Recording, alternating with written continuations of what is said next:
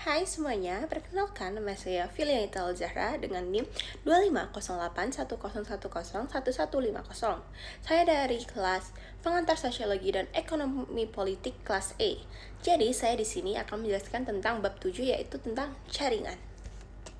Nah, jaringan sendiri berasal dari kata net dan work. Net bermakna jaring, yaitu yang terdiri dari simbol-simbol yang saling bekerja sama, sedangkan work adalah kerja. Sehingga gabungan kata net dan work yaitu penekanannya yang terletak pada kerja, bukan pada jaringan. Nah, Lawang sendiri memiliki cara berpikir tentang jaringan. Yang pertama, ada ikatan antar simpul yang dihubungkan dengan media sosial. Yang kedua, ada kerja antar simpul yang melalui media hubungan sosial menjadi satu kerjasama, bukan kerja sama-sama. Yang ketiga, seperti halnya sebuah jaring, kerja yang terjalin antar yang simpul akan kuat menahan beban bersama-sama. Yang keempat, dalam kerja jaring itu ada ikatan simpul yang tidak dapat berdiri sendiri. Yang kelima, media dan simpul tidak dapat dipisahkan. Yang keenam, ikatan atau pengikat adalah norma yang mengatur dan menjaga bagaimana ikatan dan medianya itu dipelihara dan dipertahankan. Nah, dari penjelasan di atas dapat disimpulkan bahwa studi jaringan sosial melihat hubungan antara individu yang memiliki makna sosiologis yang berhubungan atau dikaitkan dengan sesuatu sebagai simpulan ikatan. Nah, studi tentang jaringan sosial sendiri telah dilakukan sosiologi sejak tahun 1960-an. Nah, di sini di jaringan sendiri memiliki tiga tingkatan, adalah jaringan mikro, jaringan meso, dan jaringan makro.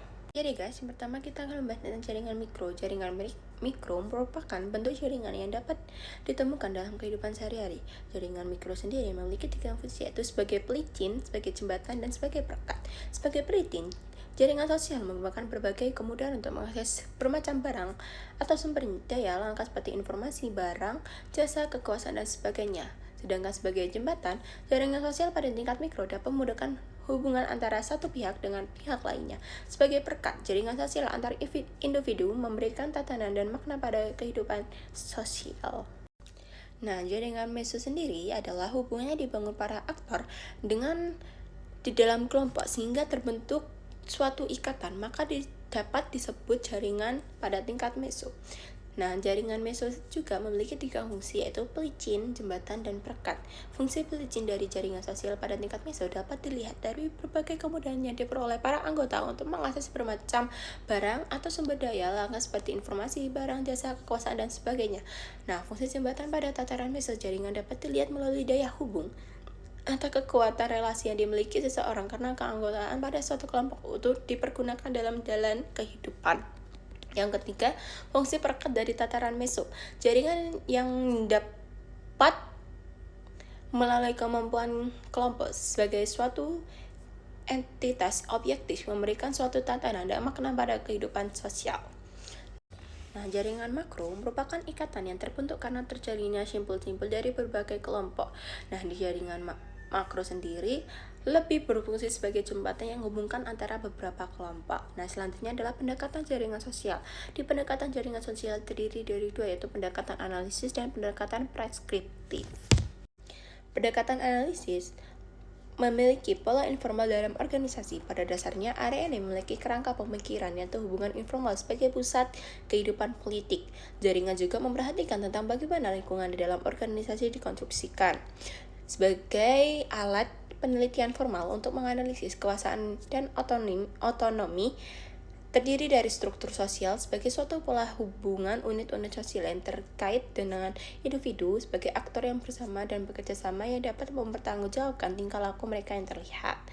Sedangkan pendekatan preskriptif memandang jaringan sosial sebagai pengatur logika atau sebagai cara menggerakkan hubungan-hubungan di antara para aktor ekonomi. Dengan demikian, ia dipandang sebagai perekat yang menyatukan individu-individu secara bersama ke dalam suatu sistem yang padu. Pendekatan ini lebih pragmatis dan berkait dengan pendekatan antara disipliner. Nah, persamaan antara pendekatan analisis dan pendekatan preskriptif terletak pada resipientas dan koneksinya. Yang kedua, pemakaian bahasa dan model tindakan. Nah, selanjutnya ada bidang penelitian jaringan sosial. Bidang penelitian jaringan sosial terdiri dari jaringan informasi dan akses dan kesempatan, jaringan formal, pengaruh dan kekuasaan organisasi sebagai jaringan sosial dan perjanjian, jaringan sosial dan produksi. Nah, jaringan informasi dan akses kesempatan ini difokuskan pada penggunaan jaring sosial dalam mencari pekerjaan. seperti mencari pekerjaan dan migrasi, mobilitas, informasi dan akses terhadap modal dan difusi, penyebaran praktik budaya dan organisasi sosial. Nah, ini membantu dan lebih cepat untuk saling memberikan bantuan ikatan kuat, misalnya memudahkan seseorang untuk mengetahui ketersediaan suatu pekerjaan. Yang kedua, jaringan formal pengaruh dengan kekuasaan. Bagian ini merupakan pendekatan analisis untuk menjelaskan kekuasaan aktor-aktor ekonomi. Sementara menurut Powell dan Smith-Dorr, kekuasaan itu sendiri didefinisikan sebagai otoritas formal, pengaruh informasi, dan dominasi. Analisis jaringan sosial tentang kekuasaan meliputi kesemua tipe kekuasaan. Sumber kekuasaan terdiri dari legitimasi, informasi, dan kekuatan. Kekuasaan berasal dari posisi struktural. Dalam memahami jaringan sosial dan kekuasaan, dapat didekati dengan 3 preskripsi, yaitu pertukaran sosial, ketergantungan sumber daya, dan kelas sosial.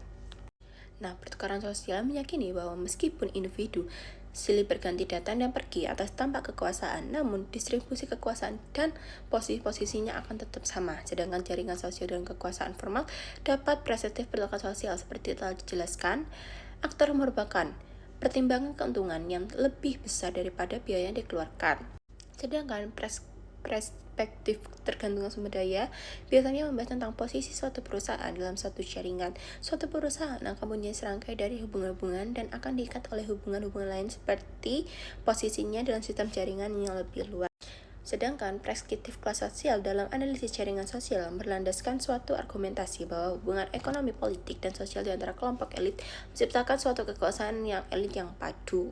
Selanjutnya adalah organisasi sebagai jaringan sosial dan perjanjian. Melalui jaringan dengan organisasi dan sebagai dari proses reorganisasi yang lebih luas secara vertikal, organisasi yang terintegrasi merampingkan hierarki perusahaan. Sebagai logika ganda dari jaringan sosial, organisasi terlibat dari suatu pencampuran yang rumit dan kerjasama, kompetensi dan keusahaan yang mendorong untuk konstruksi dan rekonstruksi dari perusahaan ke dalam jaringan yang lebih kompleks dan perjanjian. Jaringan organisasi dalam kolaborasi akan meningkatkan belajar dan pengalaman. Selanjutnya adalah jaringan sosial dan produksi. Seperti juga jaringan lain, pada jaringan sosial ini, produksi memandang penting arti dari suatu kepercayaan. Paul dan Smith-Dorr mengajukan 4 tipe jaringan produksi secara bersama, yaitu regional, penelitian dan pengembangan, kelompok bisnis, analisis strategi, dan produksi bersama.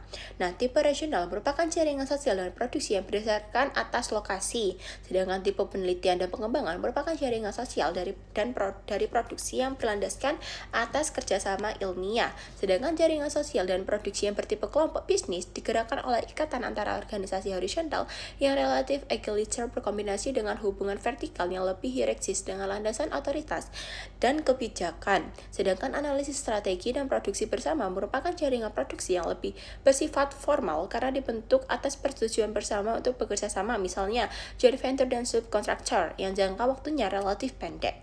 Jadi, sekian presentasi dan atau penjelasan dari saya, kurang lebihnya mohon maaf. Wassalamualaikum warahmatullahi wabarakatuh.